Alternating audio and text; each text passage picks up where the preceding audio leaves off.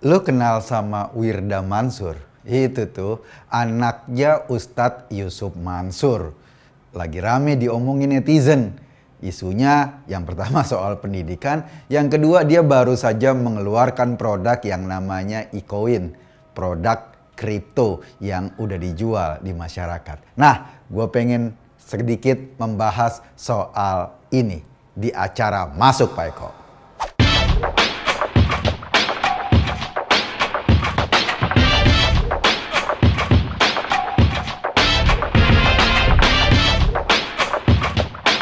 Dalam akun LinkedIn-nya, Wirda mengaku sebagai lulusan Oxford.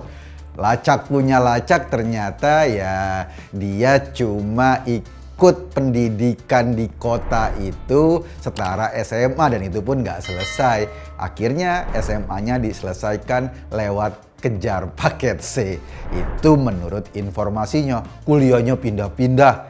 Gile. Luar biasa, mungkin karena mau cari pengalaman. Yang satu fokus di bisnis, satunya lagi fokus dalam kajian agama atau tahfiz Quran. Keren sih.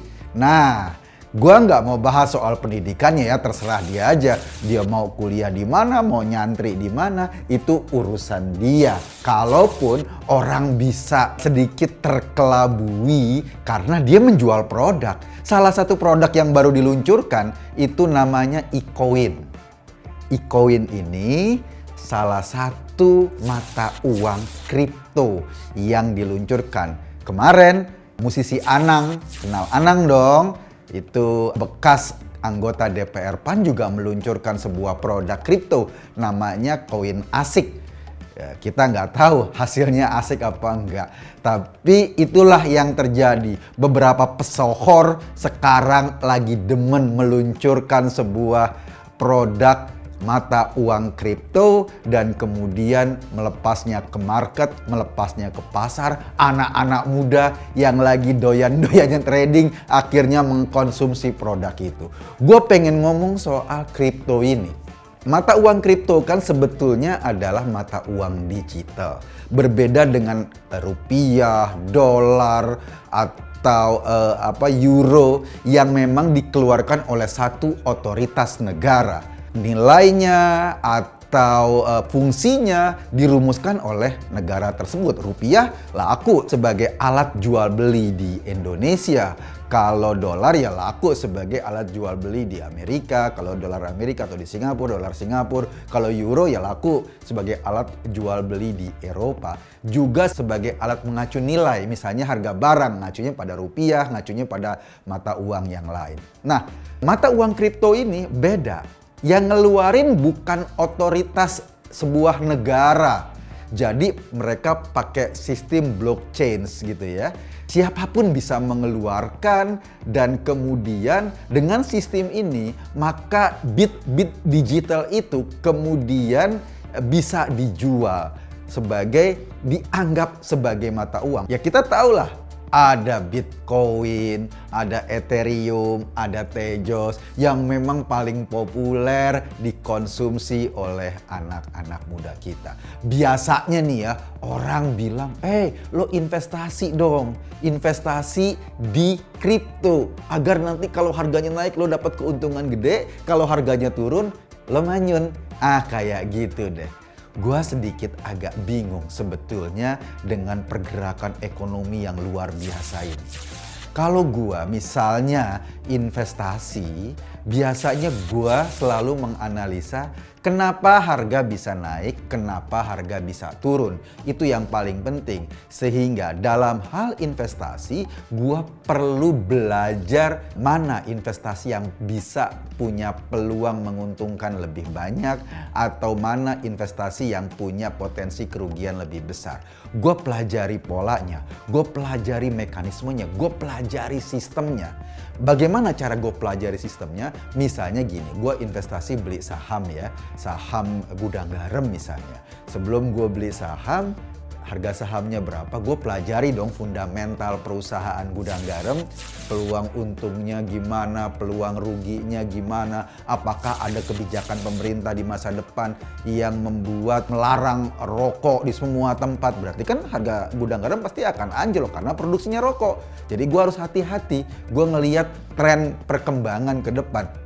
Kalau gue lihat, oke, pemerintah misalnya melarang merokok di gedung-gedung, tetapi di jalanan bebas. Dan kemudian konsumen rokok terus-menerus bertambah karena orang Indonesia hobi santai sambil ngopi, ngerokok. Konsumennya potensi terus bertambah. Wah, ini potensi sahamnya bisa naik.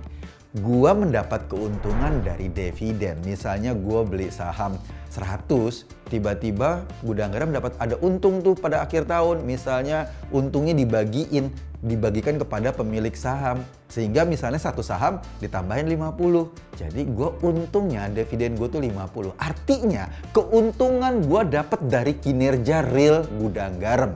Itu yang menurut gua disebut sebagai investasi. Lo beli mobil, ya, lo mau jual lagi karena harga mobil lagi naik, itu investasi. Lo beli tanah, lo beli perangkat dan kemudian ada harganya naik, lo jual lagi, itu namanya investasi. Ada underlyingnya, ada fundamental yang bisa lo pelajari. Itu investasi. Gua cuma ingin ngomong bahwa investasi adalah pekerjaan orang rasional. Kalau lo punya duit, lo mau investasi, lo harus lihat proposal misalnya. Kalau lo pengen bikin toko, kira-kira rame nggak ya di sini? Berapa orang sih yang lalu lalang di jalan ini untuk didirikan sebuah toko minimarket? Kalau orangnya cukup rame lalu lalang, maka ada potensi orang untuk datang ke sini. Itu namanya investasi. Ada barangnya, ada fundamental yang bisa lo analisa. Jadi kalaupun rugi, ya, artinya apa? Artinya analisa lo tidak cocok dengan kenyataan yang ada atau fundamental yang ada. Itulah terjadi kerugian. Dan lo memahami, oh gue rugi gara-gara gue salah prediksi. Salah prediksi bukan tebak-tebakan, tetapi berdasarkan tren, berdasarkan data, berdasarkan kenyataan yang ada.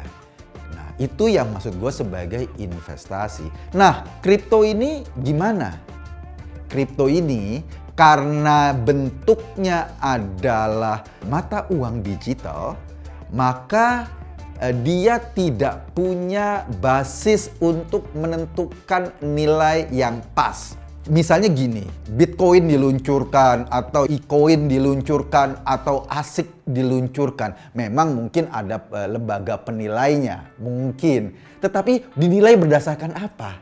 Nah, ini yang harus kemudian kita dalami. Itu yang pertama. Yang kedua, yang menarik naik turunnya itu loh harganya. Naik turunnya itu pertama ditentukan oleh berapa banyak yang minat, berapa banyak yang nggak minat. Permintaan dan penawaran, itu yang pertama. Yang kedua, naik turunnya bisa karena isu, liputan media. Misalnya karena satu produk ini yang keluarkan Anang, dan Anang misalnya ada gugatan dia bermasalah secara ekonomi dengan rekan bisnisnya misalnya, bisa saja itu berpengaruh pada harga ASIC atau Wirda. Ketika dia mengeluarkan produk yang namanya e-coin, tapi PyTrend yang punya bapaknya lagi bermasalah, bahkan ada karyawan yang tidak digaji 20 bulan katanya. Ini kan bisa mempengaruhi persepsi orang tentang e-coin. Maksud gua begini, maksud gua di pengalaman yang gua pelajari, naik turun harga kripto itu nggak bisa gua cari dasarnya, nggak bisa gua cari underlyingnya, nggak bisa gua cari basisnya. Ya naik begitu saja, turun begitu saja. Yang paling mengerikan bisa turun 50% dalam satu hari, bisa juga naik 50% dalam satu hari. Dan bisa gila-gilaan. Buktinya apa? Pada tanggal 17 Februari misalnya, Wirda itu ngeluarkan e-coin harganya 893 lah per saham lah katakan, atau per item gitu ya. Itu nggak lama tanggal 22 Februari cuma 5 hari harganya per item turun jadi 459. 5 hari bro, turunnya gila-gilaan hampir 60%. Lo bayangin kalau lo investasi di tempat-tempat yang nggak bisa lo prediksi kayak gini, menurut gua ini bukan investasi. Ini adalah game. Beda ya, investasi, kalau investasi naik turunnya, untung ruginya bisa lo pelajari, bisa lo tracking fundamentalnya, bisa lo tracking, jadi dia bersandar pada sebuah kenyataan. Naik turunnya sebuah saham bisa bersandar pada kenyataan. Naik turunnya rupiah bisa bersandar pada kenyataan. Misalnya besaran ekspor impor gitu kan. Atau karena misalnya kita impornya besar, berarti negara butuh dolar banyak, akibatnya harga dolar naik dibanding rupiah. Kita bisa bersandar pada kenyataan seperti itu. Berbeda dengan kripto. Kenyataannya mana?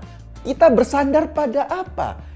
Yang paling pasti tadi kan pada penawaran permintaan, pada liputan media, atau pada hype, pada keinginan orang untuk membeli.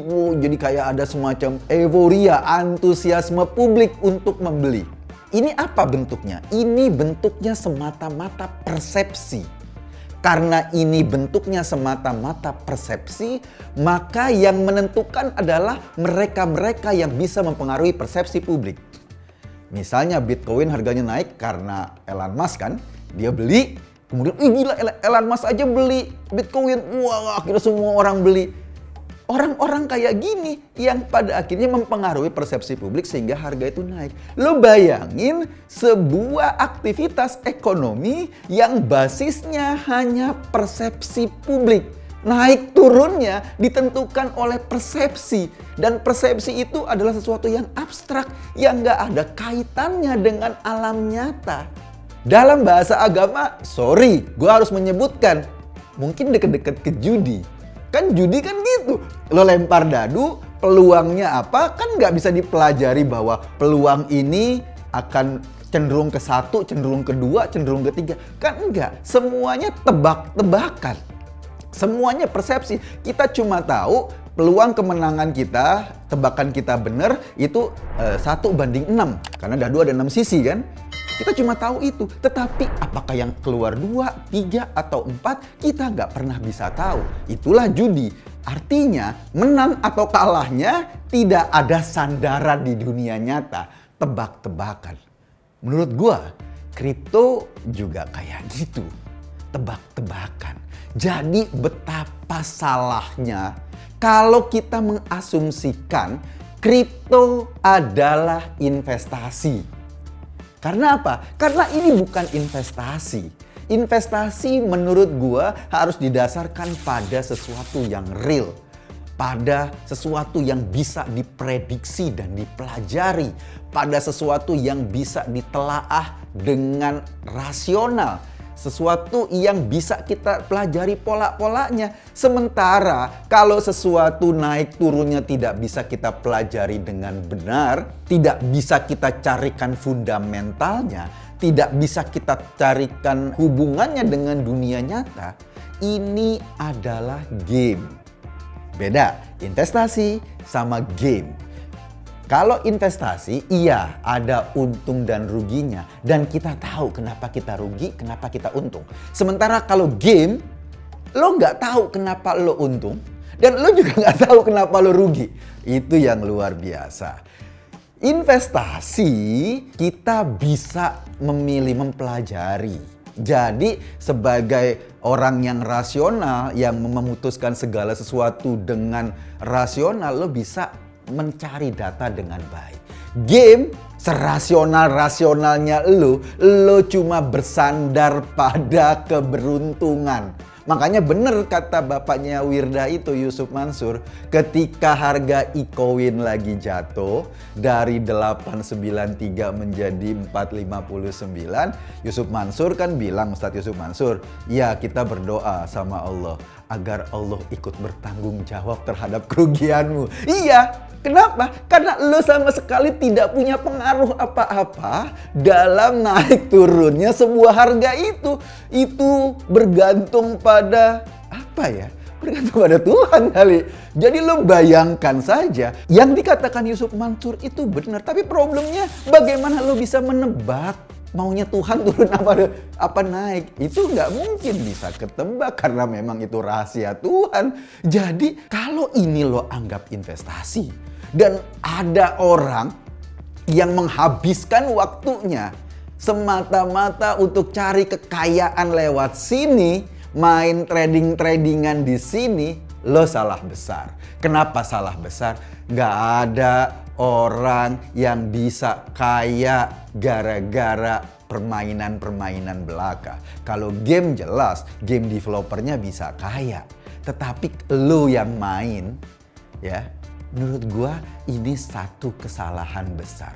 Menggunakan istilah investasi untuk kripto itu kesalahan besar. Seolah-olah kita datang seperti seorang trader profesional cari rejeki dari situ.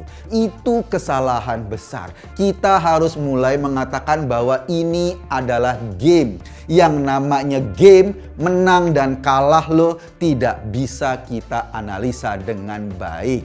Yang namanya game, lo bisa belangsak cepat, lo bisa kaya juga dengan cepat. Game itu mirip kalau lo ke Las Vegas, gitu deh. Kalau lo ke Las Vegas, lo beli koin, kemudian lo main berbagai permainan di Las Vegas itu, nah itu game. Lo nggak bisa melacak lo menang atau kalah, atau lo masukin koin main menjudi Mickey Mouse itu, nah itu game. Lo nggak bisa memprediksi menang atau kalah. Lo menyerahkan segala sesuatu pada di luar diri lo. Dan biasanya yang namanya game, siapa yang paling diuntungkan? Bandar. Sekali lagi, bandar. Siapa bandarnya? Ya yang ngeluarin koin-koin itu. Nah itu bandarnya. Jadi kalau lo ke Las Vegas, lo nggak akan jadi kaya di situ. Siapa yang kaya? Ya Trump lah, karena Trump yang punya Las Vegas. Gitu. Lo boleh aja main. Gua nggak bilang ini halal atau haram, terserah. Tapi maksud gua adalah jangan sekali-sekali menggantungkan masa depan lo pada sebuah permainan, pada game. Artinya lo cuma pemain. Sehebat-hebatnya lo main, lo nggak akan untung gede. Yang untung gede adalah bandar. Maka saran gue satu, kalau lo pengen kaya dari kripto, jadi bandar. Jangan jadi pemain. Semua harus jadi bandar. Semua harus mengeluarkan koin kripto. Jangan beli koin yang lain. Koin lo aja yang lo beli. Gitu maksud gue. Jadi semuanya bisa nikmat. Kalau semua jadi bandar, kan semua koin kripto jadi nggak laku. Gue nggak ngomong gitu. Maksud gue pengen ngomong sama lo bahwa jangan pernah lu beranggapan atau menaruh harapan masa depan dengan trading-tradingan. Sekali lagi, ini cuma ngajarin lu mimpi jadi sultan, kenyataannya lu jadi gembel. Lu nggak akan pernah jadi sultan dengan trading. Percaya sama gua, yang kaya itu Indra Kents, itu yang kaya. Karena dia bandar, bukan elu. Dari mana dia kaya? Dari duit elu. Gitu loh, yang pemain binomo itu kan sekarang ditangkap polisi. Kenapa? Ya karena ngebohongin lo semua. Karena ketika dia menjual produknya kan lo beli, dapat duit dari situ. Sementara lo amsyong semua karena memang lo tidak dirancang untuk menang. Lo masuk ke Las Vegas, lo nggak dirancang untuk menang oleh pengelola Las Vegas. Lo masuk ke tempat judi, lo nggak dirancang untuk menang, lo dirancang untuk ngabisin duit di situ, bukan dirancang untuk menang. Jadi, gue tepuk tangan buat Anang atau Wirda karena dia pintar mencoba mencari celah dalam mekanisme transaksi digital seperti ini. Dan sebagai bandar, sebagai orang penerbit kripto, dia pasti untung. Dan lo kemungkinan besar peluang buntungnya lebih gede ketimbang untungnya. Ini menurut gue loh di acara Masuk Pak Eko. Terima kasih.